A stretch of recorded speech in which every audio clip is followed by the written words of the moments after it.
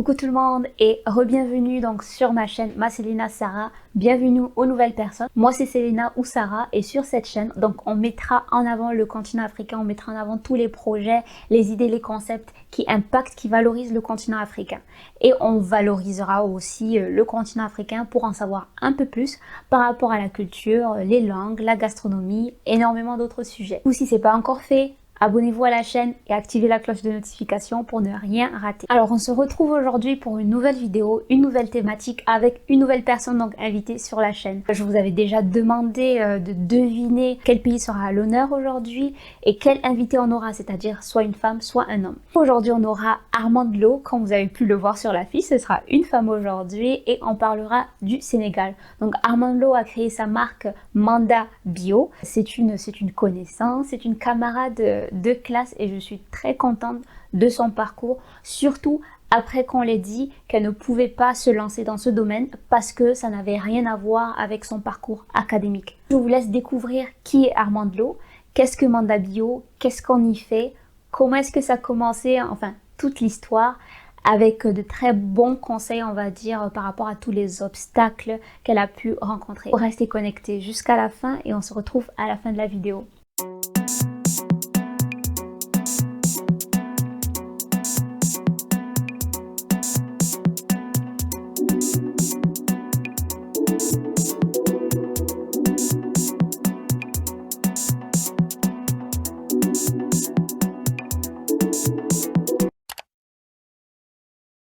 Bonjour Armande, Bonjour, comment est-ce que tu vas? Lina.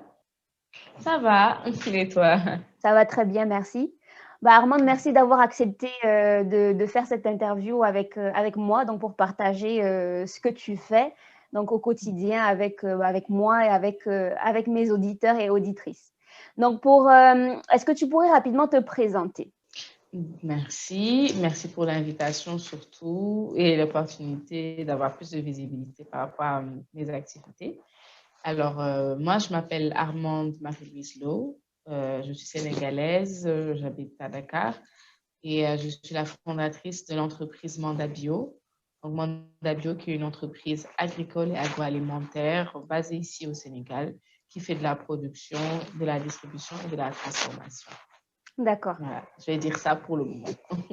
C'est déjà très bien. Je pense que c'est un secteur qui commence à intéresser de plus en plus de personnes, si tu as remarqué en tout cas sur le continent, clairement. Et c'est vraiment Oui. bien que tu sois, que tu te sois lancée dedans, je dirais. Alors Armande, comment est-ce que tu es venue l'idée donc de créer Manda Bio? Comment est-ce que c'est venu et quelle en est la raison? D'accord. Alors, l'idée de Manda Bio, c'était une idée assez improbable, je peux dire.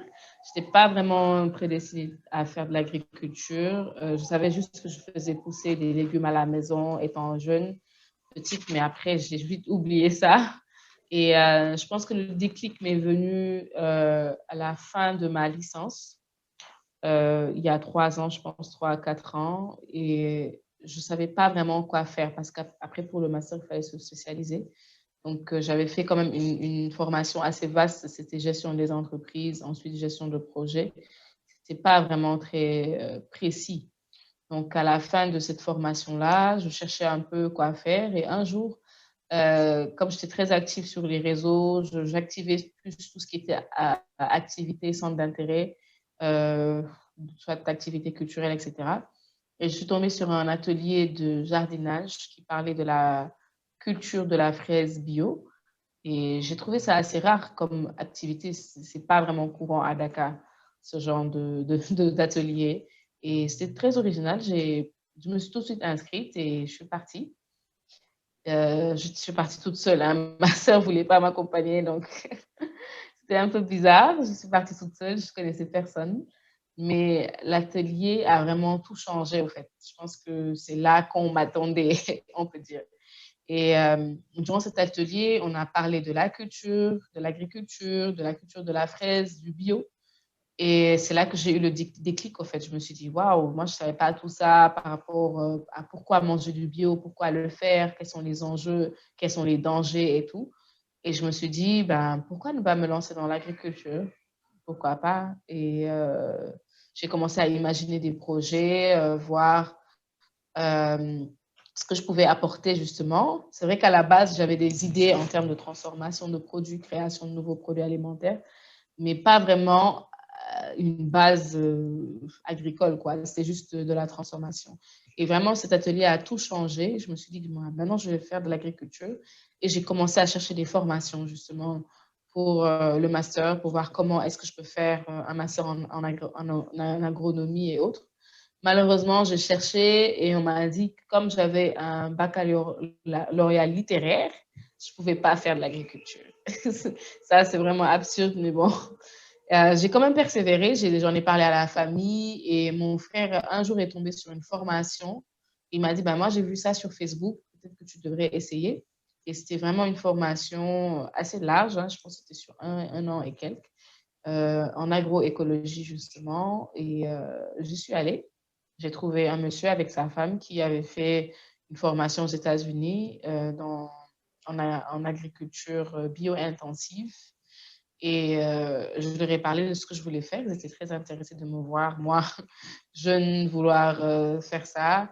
Et je pense que j'étais la seule étudiante parce qu'il y avait un autre groupe qui avait déjà fini. Donc moi, pour la deuxième année ou la troisième année de leur formation, j'étais la seule. Et je suivais la formation. Elle était vraiment parfaite parce que c'était beaucoup de pratique. Théorie, c'était une fois par semaine. Tout le reste du temps, c'était sur le terrain. Donc, je venais, j'apprenais à cultiver, à bêcher, à arroser. C'était tout nouveau pour moi. Mais je pense que c'est cette formation qui a changé, au fait, aujourd'hui, la vision que j'ai par rapport à l'agriculture et qui a fait que j'étais en phase avec la réalité du terrain. Et à certains moments, ils m'ont donné des parcelles au niveau du centre pour me dire, ben, tu es arrivé à un certain niveau de ta formation. Cette fois-ci, là, on te laisse un espace. Tu choisis les cultures, tu fais tes spéculations, tu fais de tout de A à Z toute seule. Et après, ils m'ont envoyé dans d'autres fermes pour aller faire de l'immersion. Donc, ils m'ont envoyé chez des collègues qui faisaient du bio aussi comme eux, mais qui faisaient d'autres variétés. Donc, ils m'ont vraiment beaucoup, beaucoup aidé et c'est ce qui fait aujourd'hui Manda Bio et Ah, mais à ce niveau-là. c'est très intéressant ce que tu dis après, par rapport à ce que tu as mentionné. C'est vrai que des fois, on pense que tout est tracé et pas forcément. Il y a ce qu'on Oui. appelle aussi la reconversion Oui. professionnelle et oui, je trouve, comme tu dis, tu l'as dit toi-même, c'est absurde, hein, quand tu sais ce que tu veux faire, à un moment donné, rien ne t'empêche de faire ce qu'il faut, de suivre les formations qu'il faut pour pouvoir le faire, clairement. Donc, il y a pas, Oui, si tu as envie justement. de le faire, tu vas y arriver. Donc, quel que soit le parcours le cursus que tu as eu, clairement. Parle-nous un peu du slogan, de ton slogan. Alors, le slogan Manda Bio, ben, bizarrement, moi, j'avais ce nom de marque depuis, bien avant de faire tout ce qui était formation et autres, parce que c'est venu d'une amie qui m'appelait Manda à un moment. Et elle m'appelait Manda. Bon, j'avais déjà le pseudo, quoi. Et quand j'ai commencé justement l'atelier et que j'avais décidé de faire le bio, j'ai juste ajouté bio à la fin. Et c'était assez intéressant parce que même aujourd'hui, les gens me disent, bah, c'est assez original comme nom. D'habitude, tout ce qui est entreprise ici, on entend scène, etc., sous nous entreprises et tout ce genre. Et le fait d'avoir choisi Manda Bio, c'était assez sympa et c'est ce que j'ai gardé jusque-là. Moi, je trouve ça très bien. C'est vrai, Armand, Manda Bio, bah écoute, ça, c'est un beau, c'est un beau nom. J'aime beaucoup, j'aime beaucoup. Armand, comment est-ce que tu trouves l'évolution de l'agriculture, donc auprès de la population, hein, au Sénégal précisément, et surtout dans le domaine de l'agriculture bio? Alors, l'évolution que j'ai constatée en étant sur le terrain, c'est que par rapport à la jeunesse, il y a eu beaucoup de changements. Et moi, faisant de l'agriculture, j'ai trouvé d'autres jeunes qui, euh, qui s'attelaient à ça aussi. Et ce qui était intéressant, c'est que j'avais les vrais résultats parce que juste quand j'ai démarré, j'ai intégré un hub qui s'appelle Yes Agri Hub, où j'ai pu rencontrer des jeunes comme moi qui faisaient de l'agriculture. Sauf la différence, c'est qu'on était sur des secteurs différents de la chaîne de valeur agricole. Donc, on n'était pas sur les mêmes productions ni sur les mêmes voilà, activités. Mais c'était quand même l'agriculture. Et avec ce groupe de jeunes-là, j'ai pu remarquer qu'il y avait beaucoup d'initiatives innovantes qui commençaient à naître. Par exemple, au niveau de tout ce qui est éthique et agriculture, donc des créations des applications qui aident à arroser son champ et beaucoup d'autres outils qui peuvent faciliter la vie des agriculteurs. Et de plus en plus, je peux dire, avec le boom des réseaux sociaux et aussi le succès qu'a l'entrepreneuriat à travers le monde, j'ai vu beaucoup d'évolutions, beaucoup de gens se lancer dans l'agriculture, mais aussi les autorités plus soutenir les projets agricoles et soutenir nous, les jeunes. Donc, on a eu quand même des subventions, des aides, des formations gratuites, beaucoup d'initiatives. Il y en avait avant, mais c'était plus typique pour les organisations comme les GIE de femmes, etc. Mais de plus en plus d'initiatives pour nous, des jeunes. Et c'était assez nouveau d'entendre dans le monde agricole le mot start-up. Donc, ça, il y en avait beaucoup, et il y en a toujours, hein, toujours les start-up agricoles naissent. Mais on voyait maintenant le gouvernement se concentrer sur, ou certains organismes privés se concentraient sur, ou cibler les start-up. Avant, c'était juste les femmes, les groupements de femmes, les GIE, les ONG et tout. Mais là, on voit des jeunes qui ont des entreprises agricoles, qui travaillent, qui sont soutenus, qui sont ciblés, qui sont cités dans les instances de décision. Donc, on nous appelle même pour des ateliers, pour aider à avoir des statistiques, à donner des informations dans le monde agricole. Et vraiment, c'est un privilège. Et on sent qu'il y a de l'évolution, en tout cas. Côté création de valeur, c'est ce que je peux dire. Mais après, bon, dans le fond de la chose, côté production, etc., c'est toujours pareil, on peut dire. Mais c'est déjà bien que tu dises qu'il y ait de plus en plus de jeunes justement qui s'intéressent à ce domaine-là et sur toute la chaîne de valeur, donc à différents niveaux, que l'État aussi s'implique d'une manière ou d'une autre. Après, j'allais dire que avec tout ce qui est mis en place, que les autres points dont tu viens de parler, genre comme la production, j'imagine que ça va évoluer aussi avec le temps. Mais je pense qu'il y a du potentiel, il y a de quoi faire dans ce domaine-là, clairement. Est-ce que tu travailles en équipe ou bien tu es toute seule dans le projet Manda Bio? Alors, dans le projet Manda Bio, je suis toute seule. J'ai démarré seule en 2018, je peux dire. C'est là-bas que j'ai commencé à formaliser, chercher les papiers et tout ça là. Et aujourd'hui, en 2021, on est, je peux dire, deux, mais pas vraiment en équipe, c'est plus en relation de employé-salarié. Et ça a été très difficile d'être seule parce que il fallait tout faire, savoir tout faire. Donc, avoir de l'expérience pour la production, avoir de l'expérience pour la vente, chercher soi-même ses clients, voilà, transformer soi-même, c'était très, très lourd. Mais aussi toute seule, c'est un peu faux parce que derrière, certes, il n'y avait pas des gens qui étaient là à bosser, mais il y en a qui ont facilité au fait. Donc, la famille a facilité beaucoup de choses en me laissant beaucoup d'espace pour pouvoir travailler facilement, en utilisant une partie de la maison pour la vente, en utilisant une partie de la maison pour faire de la transformation, en jouant sur les réseaux pour me faciliter l'accès à certaines choses. Les amis aussi ont aidé pour, voilà, par exemple, pour faire des sponsorisations, faire de la communication. Les frères et sœurs ont aidé pour m'amener au champ des fois quand je suis trop fatiguée. Donc vraiment, je peux dire que j'étais seule, en fait, quand il s'agit des actions. Tu veux dire, de façon voilà, mais voilà. voilà. Quand il s'agit des actions, c'est-à-dire, voilà, je suis seule. En termes d'action, c'était moi qui étais qui était seule, on peut dire.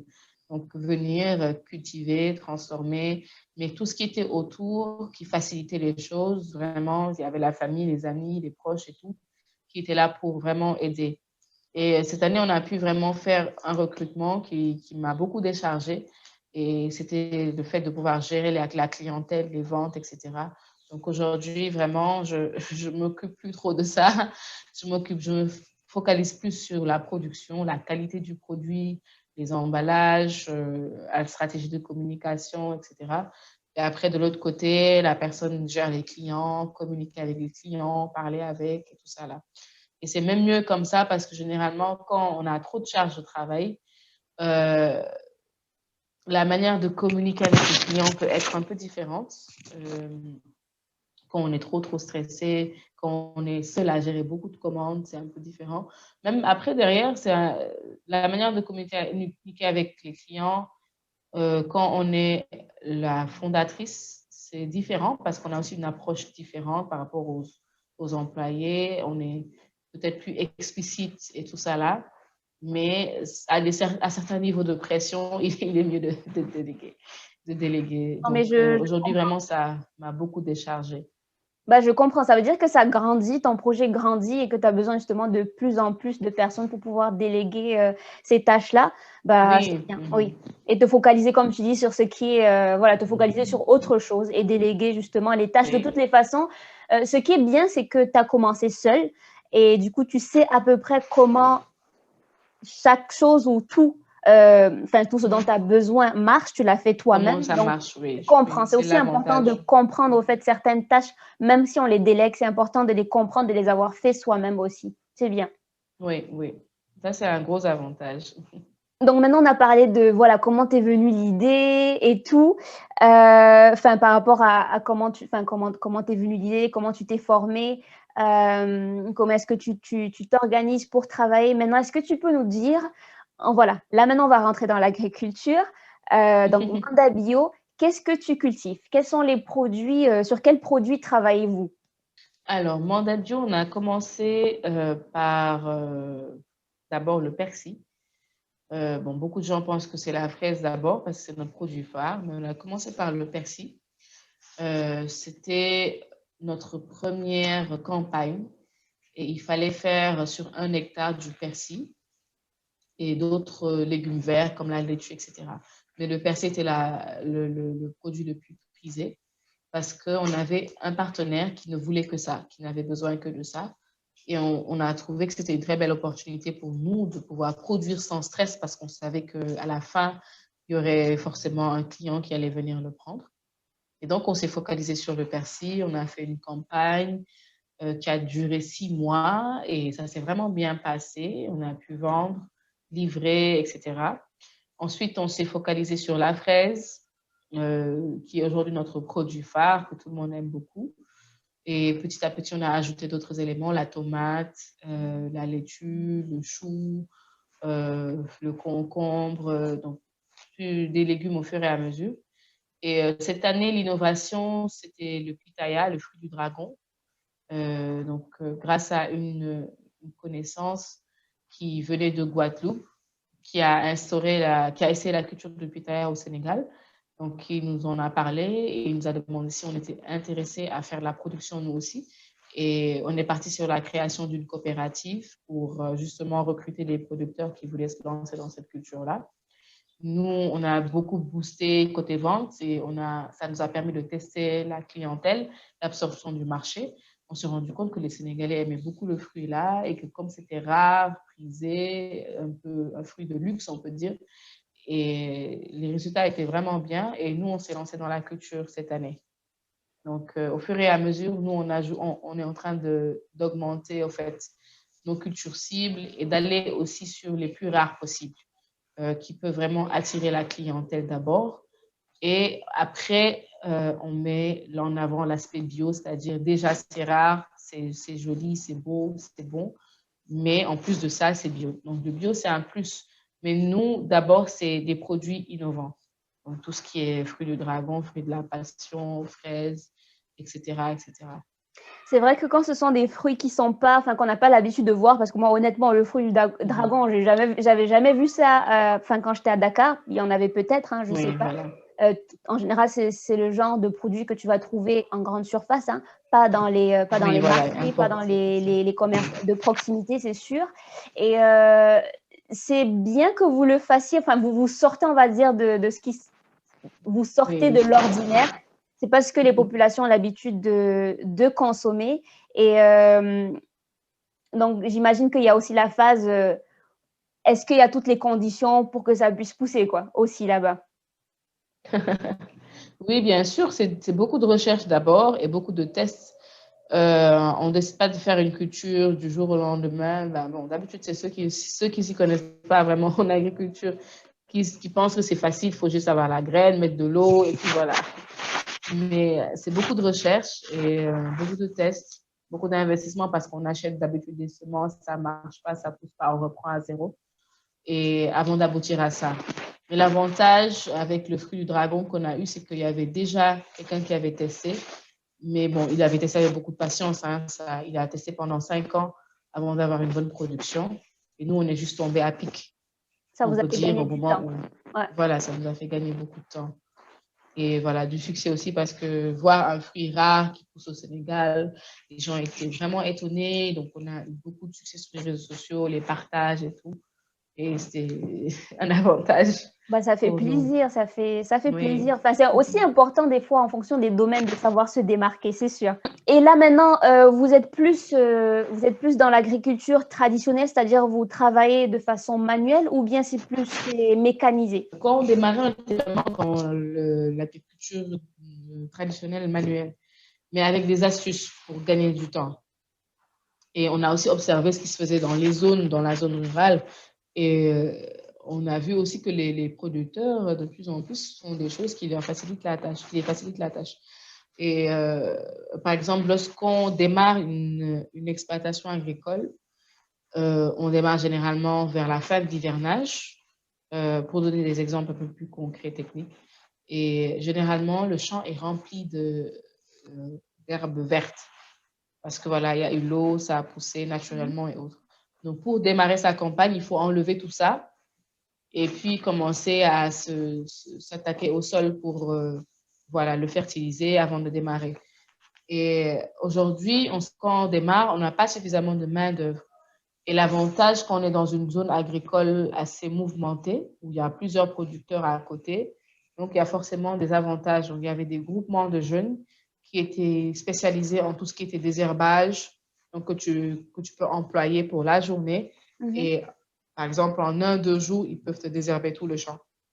Donc là, déjà, tu gagnes du temps.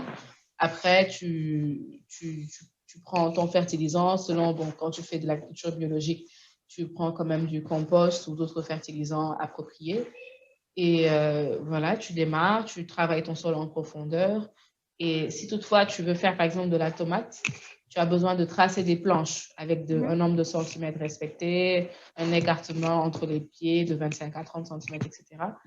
Euh, tu ne peux pas le faire toute seule, bien sûr, parce que c'est sur 1 hectare. Tu fais pareil, tu embauches un groupe de jeunes qui vient tracer les planches en 1 jour. Et tu vas, après avoir, entre-temps, tu démarres tes pépinières, tu sais qu'elles sont prêtes à répiquer. Tu embauches encore des femmes qui viennent t'aider au repiquage. Et puis bon, ce sont des facilités comme ça, en fait, qu'on a observées sur le terrain. Ok. Et nous, ce qu'on a apporté de nouveau, c'était de nous focaliser sur notre méthode.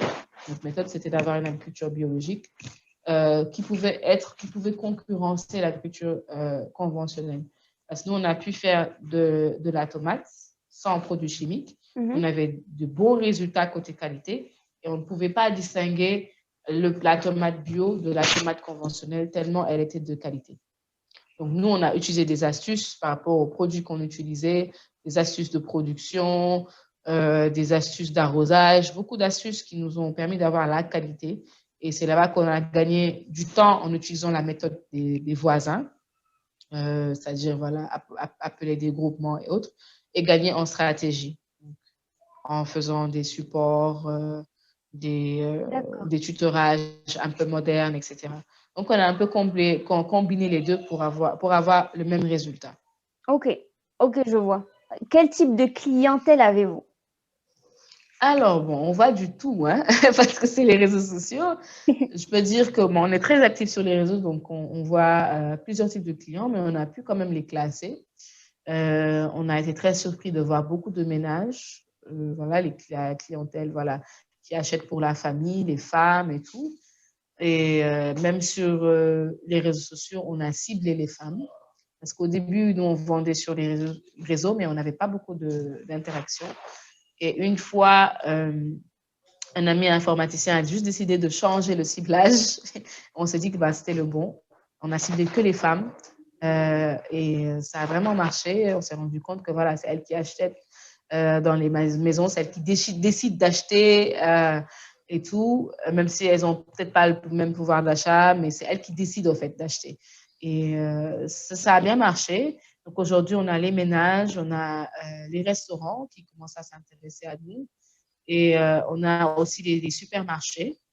C'est ce qu'on a pour le moment et les distributeurs. Donc aujourd'hui, je peux dire pas la plupart, mais certaines pages qui vendent des légumes sur les réseaux sociaux nous contactent pour pouvoir voilà, recevoir des produits et pouvoir revendre à leur Les base de clients données finaux, oui. clients. Donc c'est... Est-ce que vous fournissez aussi les grandes surfaces? Alors, les grandes surfaces, c'est pour cette année. L'année dernière, on fournissait aux grandes surfaces, mais de manière indirecte. C'était par rapport à notre client qui nous avait demandé justement de faire du persil. Donc, lui, c'était un distributeur spécialisé dans les grandes surfaces et il avait dans sa liste beaucoup de producteurs chez qui il venait récupérer les produits en vrac et qui allaient livrer. Mais cette année, nous, on veut vraiment intégrer les supermarchés en tant que marque Mandat Bio parce que toutes ces années-là, c'était plus en vrac, donc on ne savait pas que c'était nous ou pas, les gens ne pouvaient pas savoir que c'était bio ou pas. Donc voilà. Et cette année, on veut vraiment intégrer les supermarchés et surtout pour nos produits transformés parce qu'on a beaucoup travaillé sur la transformation en 2020 et ça a vraiment marché. On a travaillé sur des nouveaux parfums, on a fait des tests en labo, on a réussi à pasteuriser, à avoir l'autorisation FRA et tout, à trouver de nouveaux emballages. Donc vraiment, cette année, on va intégrer les supermarchés en tant que transformateurs. Et si tout se passe bien, si on a aussi le même accompagnement ou les mêmes facilités côté emballage pour pouvoir emballer nos légumes au lieu de les vendre en vrac, ce serait bien aussi parce que les gens puissent savoir que voilà, la tomate que j'achète aujourd'hui, elle vient de chez Mandat Bio, qu'elle est emballée et voilà, qu'elle est bio, qu'elle a toutes les informations en fait. Pas juste que, parce que voilà, aussi les supermarchés comme Auchan qui se sont bien installés font beaucoup de produits en vrac. Du coup, on ne peut pas connaître l'origine, on ne sait pas de quel producteur ça vient et tout. Et nous, vraiment, on aimerait apporter ça cette année. Et c'est un bon point que tu soulèves ici en disant que vous vous lancez aussi dans la transformation de ce que vous produisez. C'est très important. Mais vous les Ça, transformez comment ou en quoi? Alors, la transformation, elle a commencé depuis 2018. Bon, je n'en parle pas souvent parce que c'était lors d'un concours qu'on faisait qui s'appelait Joko Food. Et il fallait, je pense que le concours regroupait des startups qui voulaient amener de nouveaux produits. Donc, on était 5, je pense, ou 8. Et chacun avait un produit agroalimentaire rare. Et il y en avait qui étaient dans les biscuits à base de céréales locales, d'autres dans le mad, d'autres dans les compotes et tout. Et nous, on avait apporté du jus de moringa. Donc, c'est ça qui avait fait un peu ça nous avait donné un peu de visibilité. Le fait de travailler sur le jus de moringa. Donc, c'était quand même bizarre de voir une startup faire ce jus-là parce que ce sont des feuilles, ça a un goût bizarre et nous, on a réussi à en faire un jus hyper bon. Et d'autres fruits aussi locaux assez rares. Donc, nous, on avait pitché sur ça, de faire des jus avec des fruits rares qu'on ne voit pas sur le marché. Donc, des fruits connus, traditionnels, mais qui ne sont pas transformés en jus, comme le solum et tout ça là. Et on a travaillé, on a remporté le 3e prix du concours cette année-là, et il fallait travailler sur les produits. Ça a pris beaucoup de temps et parce que c'était des produits très difficiles à stabiliser. Donc, il fallait beaucoup de... Voilà, à l'époque, les organisateurs du concours nous avaient aidés, nous avaient donné une subvention pour pouvoir travailler avec des labos dans les universités pour vraiment pouvoir stabiliser nos jus. Parce que, bon, c'était comme des jus sauvages, on peut dire. Oui, je Et vois. il fallait se déplacer. Voilà, on s'est déplacé à Saint-Louis. On a eu des ateliers pour pouvoir vraiment apprendre à bien maîtriser le produit, stabiliser le goût et beaucoup d'autres choses. Et à certains moments, c'était un peu délaissé parce que c'était trop difficile. Et c'est seulement l'année dernière que le déclic est revenu pour continuer les jus de fruits là. Parce que l'année dernière, on a eu beaucoup de fruits. Par exemple, de la mangue, de la pamplemousse, la mandarine. On commençait notre première campagne de fraises. Et je me suis dit, mais pourquoi je ne transforme pas ces produits-là en jus? Parce que bon, les autres jus sont trop difficiles, c'est local, les gens aiment bien, mais bon, c'est pas un jus qu'on peut boire tous les jours, quoi. Parce que c'est plus des jus qui sont là pour la santé, qui peuvent nous aider, voilà, à avoir une meilleure santé, bien digérer autres. Mais normalement, un jus, voilà, ça doit être bon, quoi. Il faudrait que ce soit des fruits pressés et tout ça, là. Donc, je me suis dit, ben, pourquoi je ne vais pas transformer justement la fraise que je cultive en jus? Et c'est comme ça que c'est parti. Et l'année dernière, avec le confinement qui est arrivé, on a commencé à faire beaucoup de jus pressés. Et le principe, c'était ça. C'était du jus pressé sans eau, sans sucre ajouté. Oui. Et ça a beaucoup marché. Les femmes ont adoré. Bon, les femmes, c'est à 88. Ben, je vois ça. Elles ont adoré parce que c'était pas trop sucré. Ça changeait des jus locaux ici, hyper sucrés et autres. Donc, on est allé sur un délire total, si je peux le dire comme ça, parce qu'on a commencé à chercher d'autres parfums. Donc, on a commencé à essayer la sapoti mélangée avec l'ananas, mélanger la fraise et le bissap, mélanger le bouille et la fraise. Donc, c'est parti sur beaucoup d'inspiration. C'est bien ça. En faisant ça, bon, la famille qui goûtait à chaque fois dit, mais pourquoi tu ne mélanges pas ça et ça? Ah Et oui. bon, c'est parti comme ça. Et on s'est retrouvé à faire 2 gammes de jus maintenant. Donc, la gamme des purs jus, pressés, sans sucre, sans eau. Et la gamme des jus locaux, voilà, des jus comme le jus de moringa, de solum, etc. On a prévu de la confiture, mais de la confiture de pitaya, parce qu'on sera les seuls à la faire. Par exemple, oui. Voilà, ce sera la seule différence, ce sera notre seule confiture, parce que voilà, on est les seuls à faire la production avec la coopérative. Donc, on pourra vraiment se lancer dans cette confiture-là. Ça, c'est déjà prévu pour cette année. Je vois. Mais pour les autres parfums, vraiment, il y a des collègues entrepreneurs qui le font. Non, mais non, t'inquiète.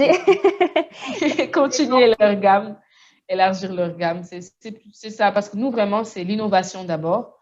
Et voilà, la différence tout le temps, tout le temps. Parce que même pour les jus, en supermarché, il n'y a pas de jus de fraise de marque Made in Sénégal. Il n'y a pas de jus de mandarine pressé. Il n'y a pas de jus de pamplemousse pressé.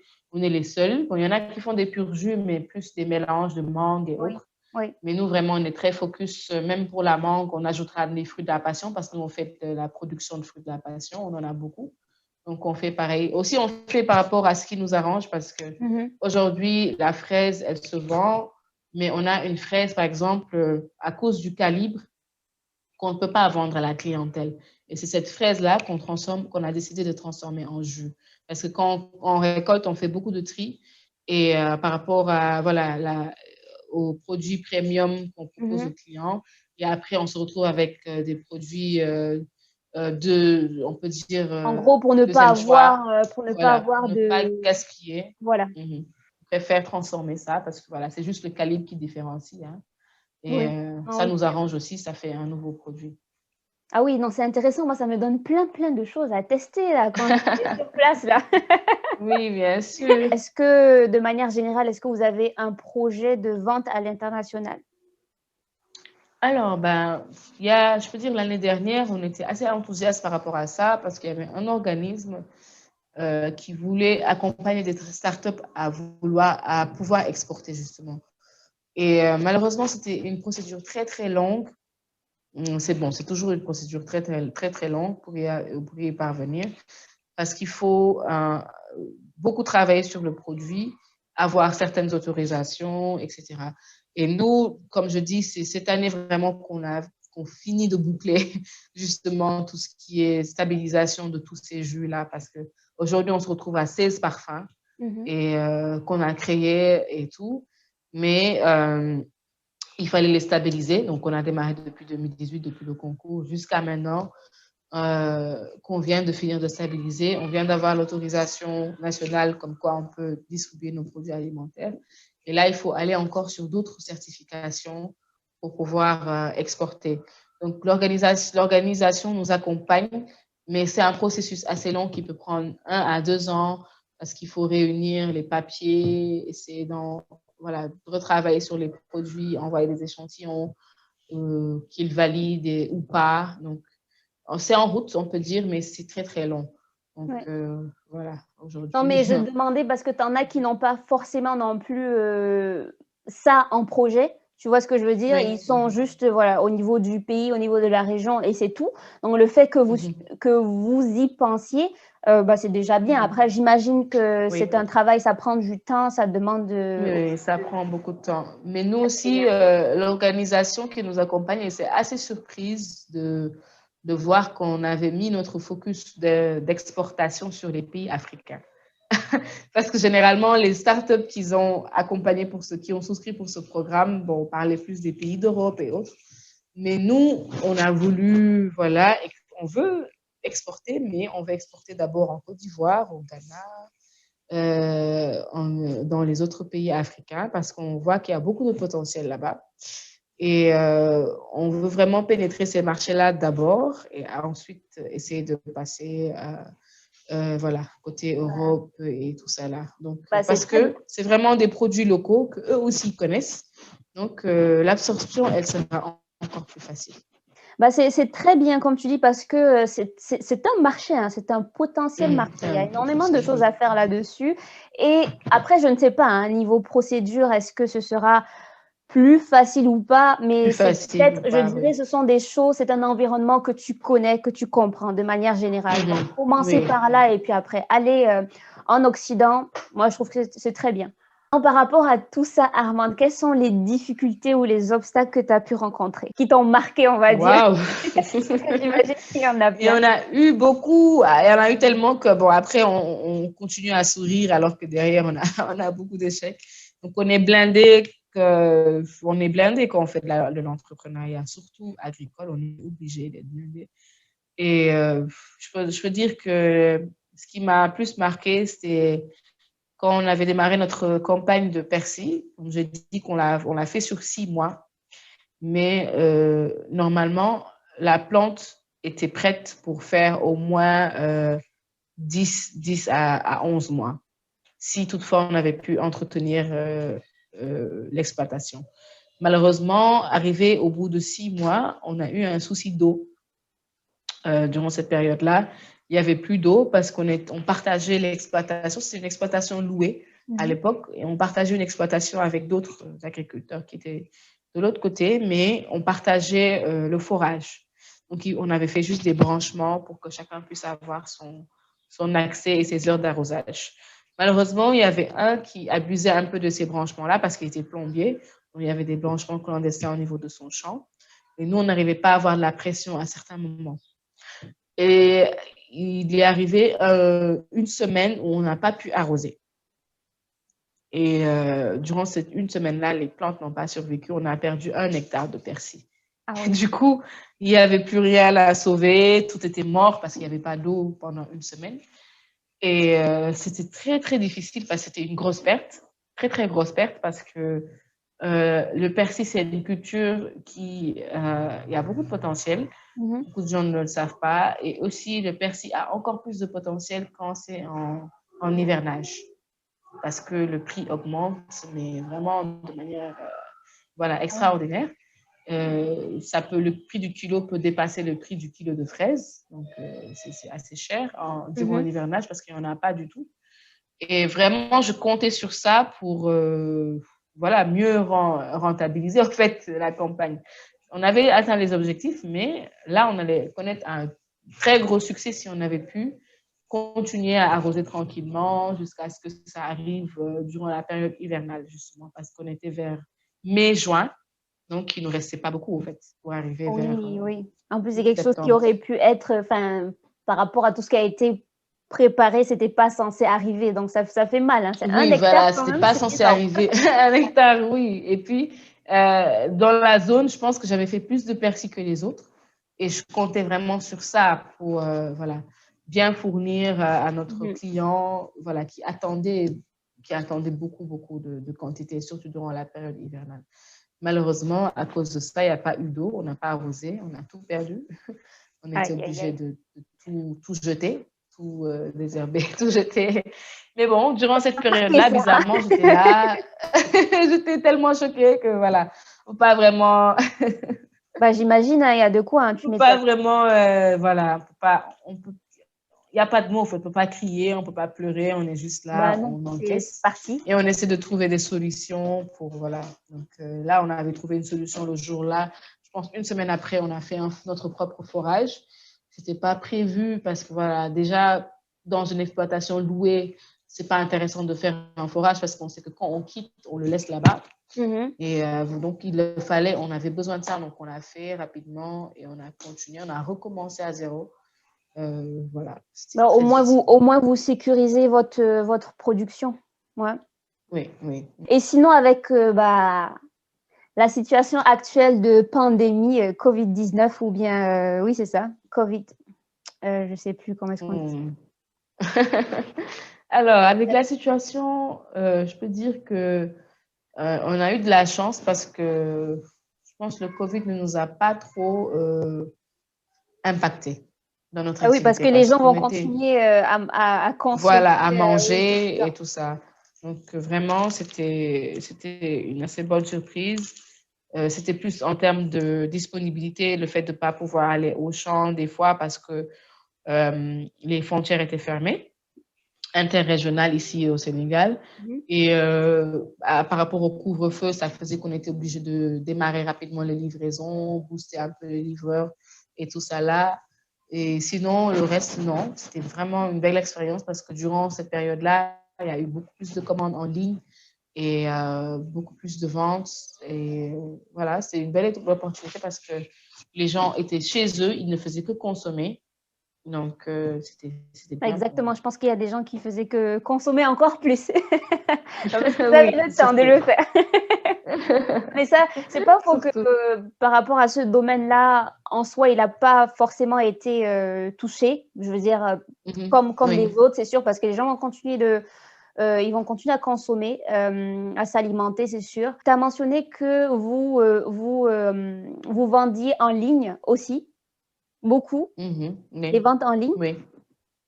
Ça s'est beaucoup développé, si j'ai bien compris. Parce que moi, quand j'étais là-bas, je ne connaissais pas les ventes en ligne du tout, hein. Oui. Ici, ça s'est beaucoup développé et de plus en plus, hein, on peut dire. Et durant la période de la pandémie, les gens ne voulaient pas se déplacer. Donc, voilà, pour tout et n'importe quoi, les gens préfèrent se faire livrer. Mais c'est cette année vraiment qu'on fera notre site e-commerce. La semaine dernière, c'était plus sur les réseaux sociaux qu'on vendait, c'est-à-dire les pages Facebook, Instagram, Twitter et tout ça là.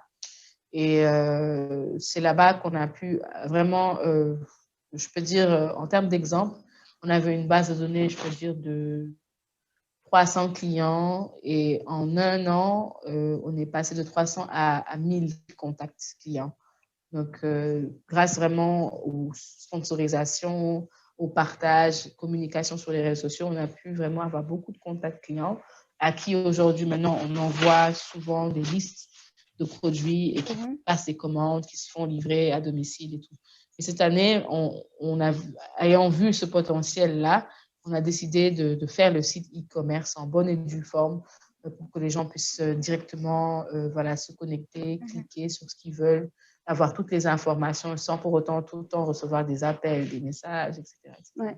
Alors moi, je dirais c'est bien d'avoir les deux, hein. En plus, comme tu dis, votre site e-commerce ou votre site web et tout, et en même temps d'être aussi présent sur les réseaux sociaux et de les lier aussi d'une façon ou d'une autre. C'est bien parce que c'est vrai Oui, oui. il y a beaucoup de trafic, on va dire, sur les différents réseaux sociaux.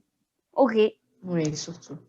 Ok, bah écoute, Armande, c'est intéressant tout ça. Moi, j'ai appris pas mal de choses aujourd'hui. Je ne sais pas si je vais me lancer un jour dans ça, mais si je me lance dans l'agriculture, je te ferai signe pour en savoir plus. Mais il n'y a pas de souci. Bah, du coup, on arrive vers la Avec plaisir. fin. Merci beaucoup. On arrive vers la fin de l'interview. Est-ce que tu pourrais nous dire où est-ce qu'on pourrait avoir plus d'informations? Donc, pour en savoir plus sur Mandalbio, pour pouvoir commander si des personnes sont intéressées, où est-ce qu'on peut avoir ces informations? Mandabio est très accessible sur les réseaux sociaux. Donc, on est sur Instagram. Dès que vous mettez Mandabio, vous pourrez trouver facilement. Et Et également, si toutefois les gens veulent entrer en contact direct, on a notre numéro standard, le 77 134 69 69. Et si toutefois il y en a qui veulent des partenariats, qui veulent revendre des produits Mandabio, qui veulent visiter la ferme, qui veulent faire un stage d'immersion ou une formation, on est aussi ouvert à ça parce qu'on le fait. Bon, peut-être c'est un peu la pandémie qui a un peu ralenti ça, mais on le faisait, des visites d'exploitation, des récoltes organisées et tout ça là. Donc, si toutefois les gens sont intéressés, on est vraiment ouvert, on est sur les réseaux sociaux et voilà, directement sur WhatsApp au 77 134 69 69. Bah, écoute, merci beaucoup Armande. Donc vous avez entendu, donc je vous mettrai de toutes les façons le numéro qu'elle a mentionné, les liens, je vous mettrai tout en barre de description. Et pour ceux et celles qui sont sur place, qui veulent visiter, qui veulent, comme elle a dit, faire des stages aussi d'immersion, écoutez, vous n'avez qu'à contacter, vous verrez tout en barre de description. Alors, j'aimerais également te remercier pour ta disponibilité. Vraiment, c'était pas facile de booker une interview et vraiment félicitations pour l'initiative de mettre en avant le travail des entrepreneurs, surtout du Sénégal. Le Sénégal, pays dans lequel tu as logé, tu connais vraiment le pays, comment ça marche et tout. Et vraiment félicitations pour la chaîne YouTube et merci à tous ceux qui vont suivre cette interview-là. J'espère qu'ils seront inspirés. Et si toutefois vraiment vous souhaitez vous lancer dans l'entrepreneuriat de manière générale, pas juste dans l'agriculture, j'ai juste un conseil à donner, c'est de commencer. Généralement, je décourage, vous allez m'excuser, mais généralement, je décourage ceux qui veulent commencer en groupe ou en nombre, voilà, trop. Ça peut marcher, hein, ça peut marcher. Mais moi, je conseille vraiment toujours de démarrer seul, de connaître ses limites, de se connaître soi-même, parce que moi, quand je démarrais Mandabio, je ne me connaissais pas moi-même. Et c'est au fur et à mesure que j'ai su comment j'étais, quelle était ma personnalité et tout. Et c'est pas évident quand on commence en groupe et qu'on n'a pas ces informations-là. Ça risque de créer des divisions et nous décourager de l'entrepreneuriat. Donc, mieux vaut bien commencer, avoir une bonne éducation financière et surtout faire des sacrifices et avoir beaucoup de patience. Donc voilà, c'est ce que je voulais dire à toutes ces personnes-là qui veulent entreprendre parce que c'est quelque chose qui est humain en fait. Tout le monde a un projet qu'il veut concrétiser et c'est pas facile. C'est très pertinent ce que tu donnes comme conseil. Prenez-en note. Vraiment, prenez-en note. Moi, en tout cas, je prends note, hein, Armande. Moi, je te le dis dès maintenant, je note bien. Il n'y a pas de souci. Merci beaucoup pour ce conseil. Merci pour ta disponibilité et très bonne continuation dans ton projet. Merci beaucoup, Sarah. Et à très, très bientôt. À bientôt. Et voilà, si vous avez regardé la vidéo jusqu'ici, franchement, chapeau. Chapeau. J'espère que la vidéo vous a plu. Si oui, laissez un like pour justement me dire qu'elle vous a plu. Commentez si vous avez à commenter. Partagez la vidéo, ça fera plaisir. C'est une chaîne de support, de soutien. Donc, en partageant, ce sera aussi votre participation. N'oubliez pas aussi d'activer la cloche de notification et de vous abonner à la chaîne, bien sûr, pour ne rien rater à chaque fois qu'il y a une nouvelle vidéo. Pour plus d'informations sur Mandabio, sur comment la contacter, et tout le reste, vous trouverez tous les liens en barre de description comme d'habitude. Et sinon, pour tous les autres sujets qui n'ont rien à voir avec la chaîne ou bien qui ont à voir avec la chaîne, donc de façon beaucoup plus fréquente, vous pouvez me suivre sur mes différentes plateformes, Instagram, Facebook, dont les liens sont aussi en barre de description. Je vous dis à très bientôt, vous prenez très bien soin de vous et on se retrouve pour une prochaine vidéo. Bye bye!